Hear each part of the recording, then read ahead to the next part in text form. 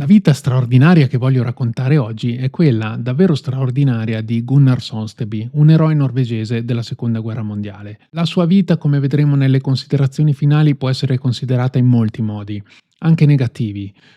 Quindi non abbiate paura di commentare se la pensate diversamente da me o comunque dalla memoria collettiva che attualmente vige in Norvegia, di considerare appunto Gunnar Sonsteby un eroe nazionale. Ma ecco, i fatti storici, come sappiamo, possono sempre essere letti in più modi. E vediamo comunque cosa fece lui e poi ricaviamo le nostre considerazioni.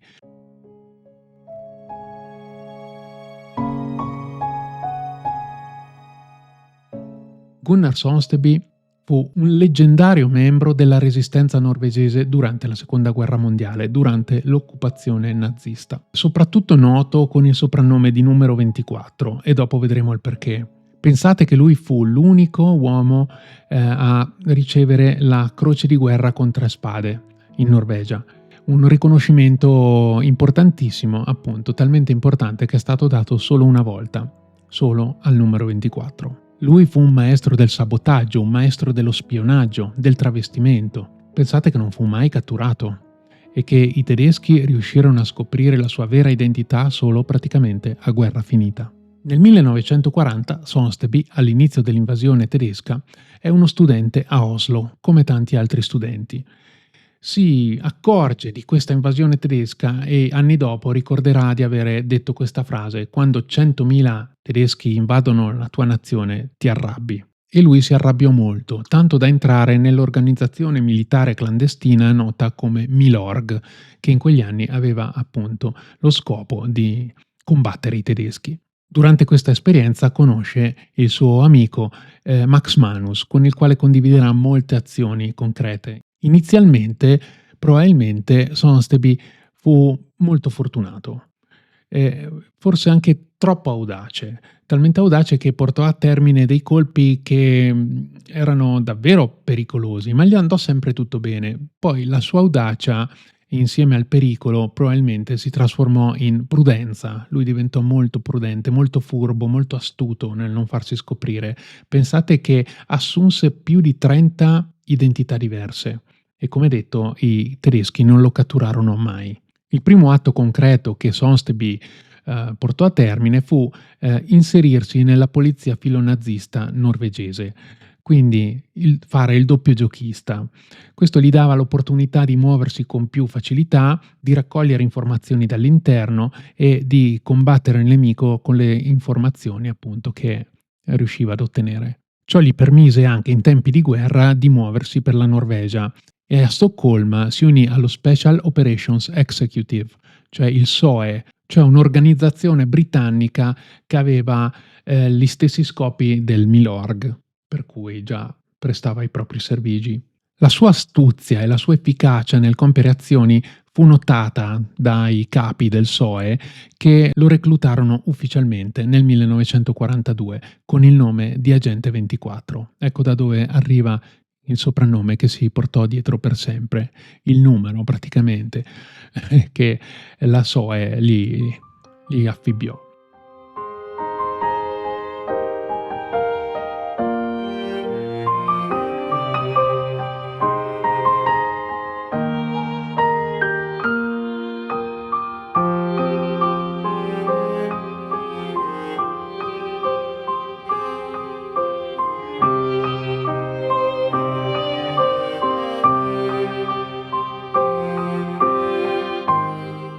Fu addestrato in Gran Bretagna e a fine 1943 Sonsteby viene paracadutato in Norvegia e va a dirigere le operazioni clandestine nell'area di Oslo. In questo periodo il numero 24 diventa referente per tutti gli agenti della SOE in Norvegia e diventa il comandante praticamente del gruppo di Oslo. Un'unità di sabotatori d'élite. Pochi uomini, ma ben addestrati e con degli obiettivi molto precisi e che potevano creare gravissimi danni al nemico. Da questo momento in poi la squadra porta a termine numerosissimi sabotaggi verso il nemico. Sabotaggi sistematici, freddi, pianificati bene, con un numero di vittime spesso limitato ma comunque presente e che creavano enormi danni logistici e organizzativi al nemico.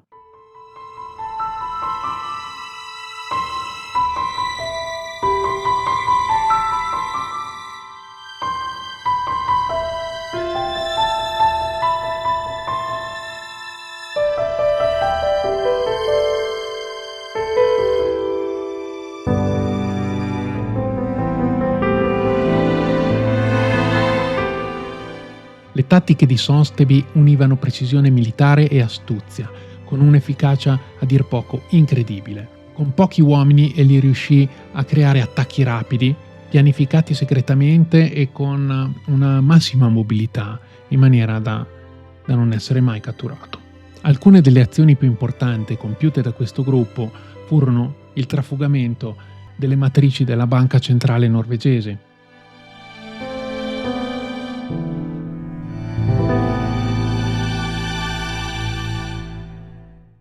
oppure la distruzione dell'ufficio del lavoro coatto a Oslo, l'attacco dinamitardo al porto di Oslo con l'affondamento di diverse navi tedesche e il sabotaggio delle linee di rifornimento navale, l'eliminazione di collaborazionisti chiave, tra cui Karl Martinsen, capo della polizia nazista norvegese, la distruzione di impianti industriali e militari, tra cui fabbriche chimiche, depositi di carburante, officine di manutenzione ferroviaria, aerei, locomotive e armamenti, e anche fabbriche di armamenti, e anche il sabotaggio della rete ferroviaria norvegese dopo lo sbarco in Normandia per impedire lo spostamento di truppe e materiali verso la Francia. Grazie a queste azioni coordinate, che spaziavano dallo spionaggio al sabotaggio diretto, il contributo strategico di Sonsonby fu enorme. I suoi attacchi colpirono il cuore logistico dell'occupazione nazista e sostennero indirettamente lo sforzo alleato e rafforzarono la resistenza civile.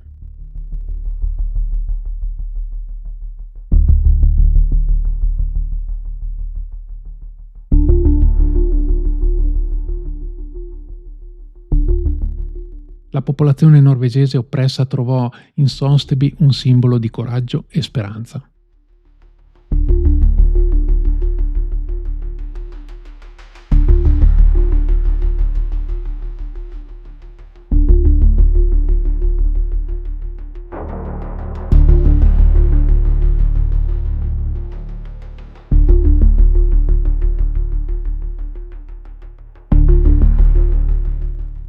Dopo la liberazione della Norvegia, nel maggio del 1945, Sonsonby tornò a una vita normale, una vita civile. Studiò in America alla Harvard Business School e lavorò per il governo norvegese dagli Stati Uniti. Ma in seguito rientrò in Norvegia e avviò una carriera nell'aviazione commerciale. Dopo questa vita, diciamo, ordinaria, lui si impegnò a mantenere viva la memoria del conflitto e partecipò a infinite conferenze, incontrò studenti, cittadini, scrisse libri e la sua autobiografia, Rapporto da numero 24, è considerata una delle testimonianze più importanti sulla resistenza norvegese.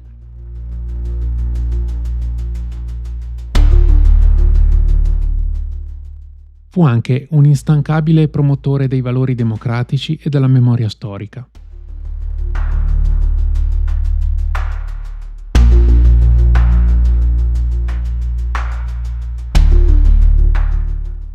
Sonsonby morì nel 2012, a 94 anni. Ai suoi funerali di Stato parteciparono il re, il governo e migliaia di cittadini.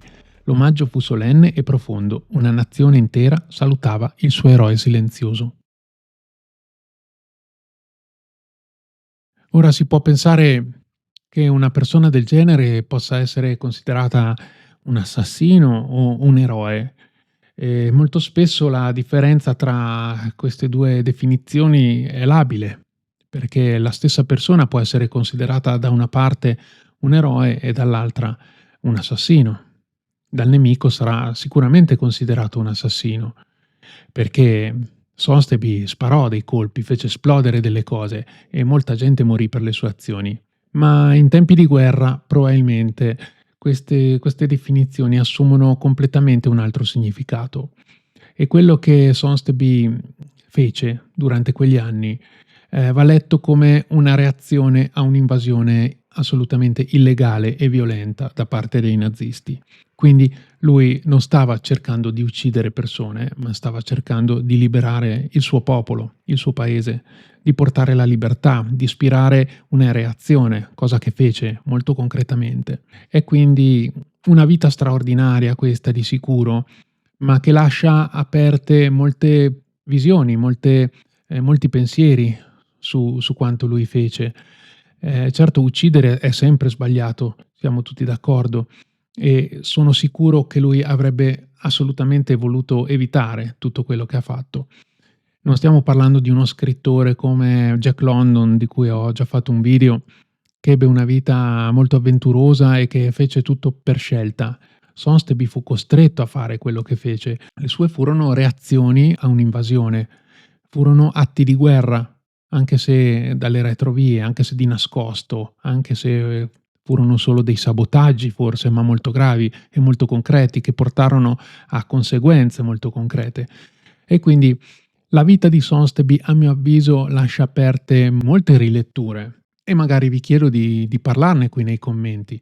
La guerra, siamo d'accordo, credo tutti, è una schifezza ed è sempre sbagliata. Però proprio in tempi di guerra, credo, io non l'ho mai vissuta come credo anche voi, però credo che il tempo di guerra, ecco, porti le persone a dover fare delle scelte molto dolorose, molto difficili, che possono portare via la spensieratezza e la normalità, e che comunque abbiano delle conseguenze molto gravi. Ecco, Sonsonby io lo immagino così, come un uomo costretto a fare determinate cose per un'indole reazionaria, da sabotatore sicuramente, ma che avrebbe sicuramente preferito la pace e non dover fare quelle cose, ma fu costretto a farle e le fece.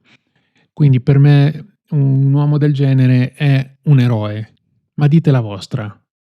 Adesso che sapete la sua storia e se volete potete approfondirla con vari libri che riguardano la sua vita e comunque anche con il film sulla piattaforma Netflix, si intitola Numero 24. Ecco, dopo che avete approfondito, che avete saputo tutte queste cose, magari ditemi la vostra, cosa ne pensate di Gunnar Sonsonby. Vi lascio con una piccola frase che è rimasta nella memoria collettiva. La democrazia non è qualcosa da dare per scontato. Dobbiamo ricordarci ogni giorno per cosa abbiamo combattuto. Gunnar Sonsonby.